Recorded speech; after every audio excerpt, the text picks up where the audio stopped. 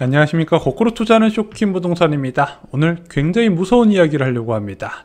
검단 신축 아파트 붕괴 뒷이야기를 말씀드리면서 이것이 단순하게 검단의 한 신축 아파트 단지에 국한된 문제가 아니라는 거, 왜 심각한 일일지 한번 말씀을 드려보겠습니다. 이게 앞으로 부동산 시장에 굉장히 큰 이슈가 될 겁니다. 영상 시청 전에 구독과 알람 설정으로 다른 인생을 만드시기 바랍니다.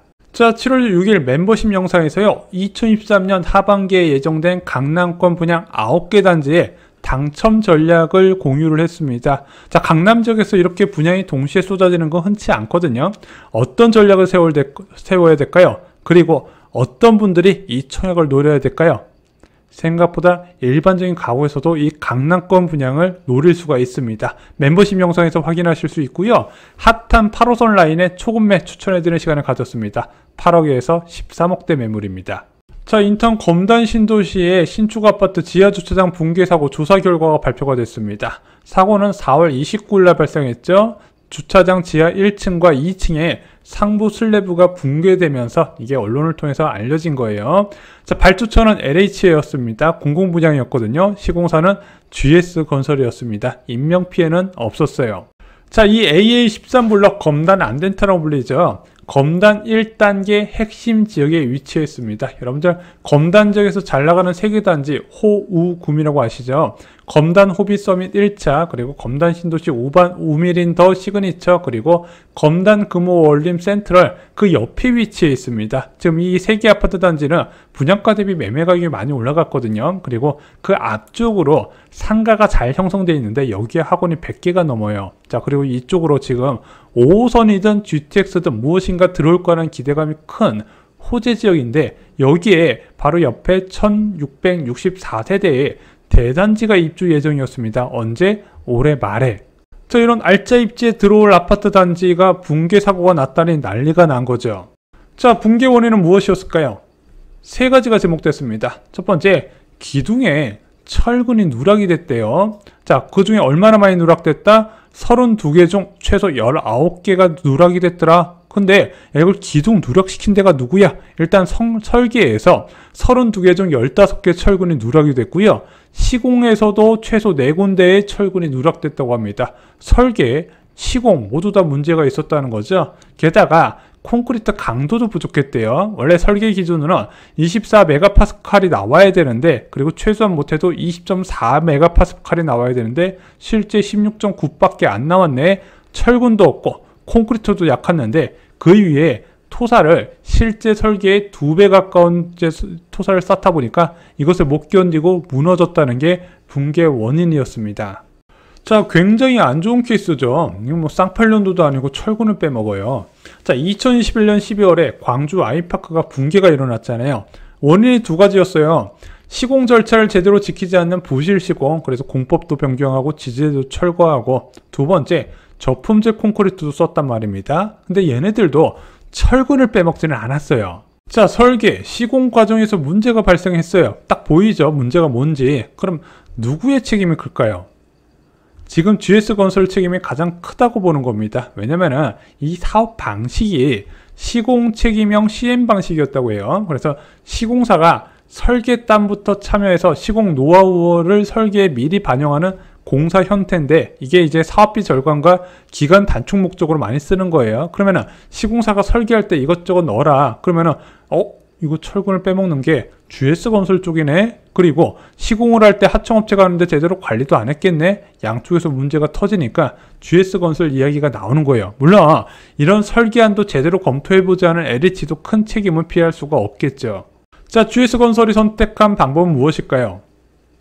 1666채 다 허물고 다시 짓는다. 자, 그래서 추가 비용이 얼마나 들 것인가? 무려 5,400억이 들 것이다.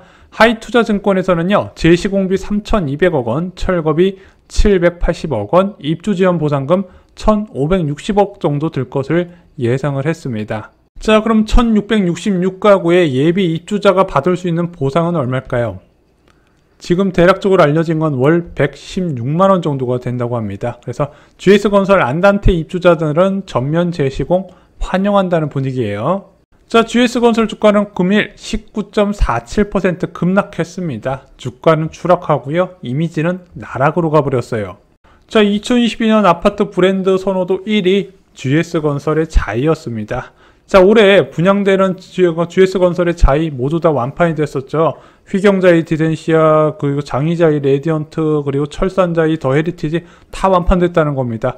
분양가가 약간 비쌈에도 불구하고 워낙 선호도 높은 브랜드다 보니까 늘 완판이 따라왔어요. 근데 지금 이 GS건설의 별명 뭔지 아시죠?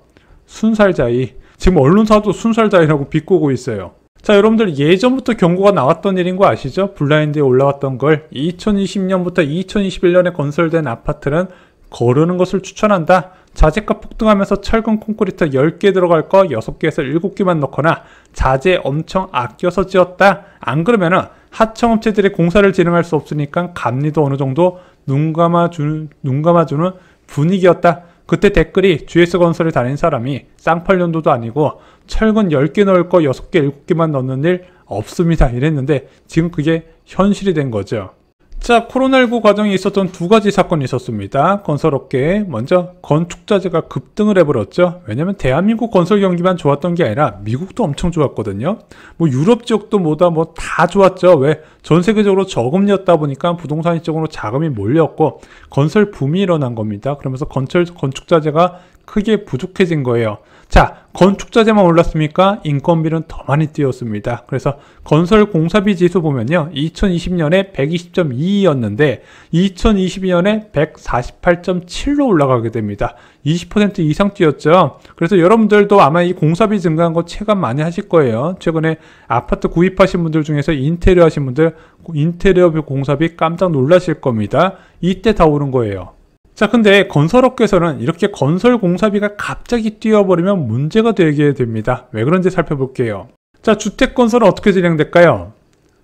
착공 시점에 공사비가 확정됩니다. 그리고 공사 진행되는 와중에는 물가 상승분 수준의 공사비 상승분만 인정을 해줘요. 자, 근데 아까 공사비가 2년 동안 24% 올랐잖아요. 물가 상승률은 그거에 훨씬 못 미치거든요.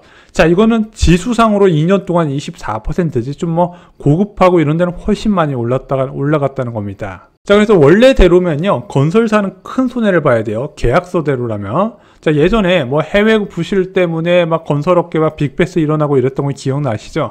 이게 뭐냐면은 계약했던 공사비보다 공사비가 더 많이 들어서 프로젝트가 끝나면 건설사 손실로 잡히는 겁니다. 자, 그러면은 건설사들이 그 많은 사업장을 벌려놨고 2020년부터 2023년 건축을 많이 진행했는데 손해를 봤을까요? 자, 2021년에 10대 건설사 영업이익이 43% 급등을 합니다. 그리고 2023년 1분기 국내 5대 건설사 실적 봐도요, 영업이익이 다 플러스예요. 마이너스로 들어간 곳이 없다는 겁니다. 어떤 데는 오히려 증가한 곳도 있어요. 자, 어떻게 이것이 가능했을까요? 자, 시공비용은 치솟았어요. 근데 건설비는 정해져 있어요. 공사비가. 자, 그러면 누군가 손해를 봐야 되잖아요. 근데 보니까 원청인 건설사는 손해를 보지 않았어요. 그럼 누가 봤을까요? 하청업체가 봤겠죠. 자, 하청업체도 계약을 통해서 건설을 진행하는데 이렇게 껑충 뛰어 올라가 버리면은 야, 공사비 올려달라고 요구할 수밖에 없는 겁니다. 그럼 사업 담당자 입장에서 어떤 판단을 할까요?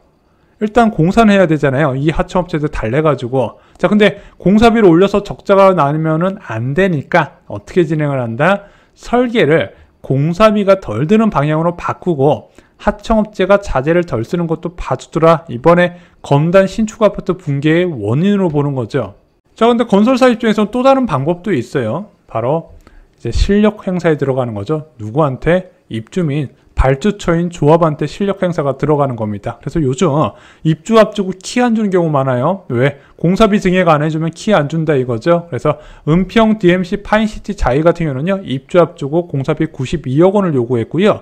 신목동 8억 원도 100억 원을 요구했습니다. 어떤 곳은 아예 현관문을 이렇게 쇠막대기로 막아놓은 데도 있어요. 자, 이렇게 황당한 일이 지금 대한민국에서 일어나고 있습니다. 자, 2020년부터 2022년 아파트가 과연 GS건설만 위험할까요? 자, 우리 아파트도 혹시 부실 시공, 포비아 확산 걱정될 만 하겠죠. 자, 그래서 지금 GS건설이 시공 중인 83개 사업장 모두 조사 중이에요. 다음 달에 발표가 난다고 합니다. 자, 이 GS건설의 결과가 과연 GS건설만의 일일까? 다른 건설업계도 좌불안석 불안할 수밖에 없겠죠? 왜? 어차피 과정이 똑같을 거라고 보는 겁니다. 자, 문제는 한 개 사업장, 그래 5천억 투입해서 이미지 제고 차원에서 다시 부시고 다시 짓는다고 칩시다. 자, 만약에 이렇게 사업장이 5개가 된다, 10개가 된다, 야, 그럼 손실액이 조 단위를 훌쩍 넘어가 버리겠죠? 자, 그럼 그 건설사 어떻게 되겠습니까? 망하겠죠. 자, 그래서 지금 소탄대실의 대표적인 사례가 여기서 나오는 거예요. 자, 공사비 조금 아끼려다가 회사 존폐 위기까지 들어가는 상황, 저는 이것이 시작일 가능성도 좀 걱정을 하고 있습니다. 부디 건설업계가 최소한의 양심을 갖고 그동안 아파트를 잘 지었기를 바라봅니다. 자, 오늘 준비한 소식은 여기까지입니다. 신축 아파트에 입주하시는 내 집 마련 꿈을 이루시는 분들이 불안해하지 않도록 정부가 좀 잘 나서서 불안감을 없애줬으면 좋겠습니다. 자, 오늘 영상 마음에 드셨다면요, 좋아요, 구독, 공유 꼭 부탁드립니다. 감사합니다.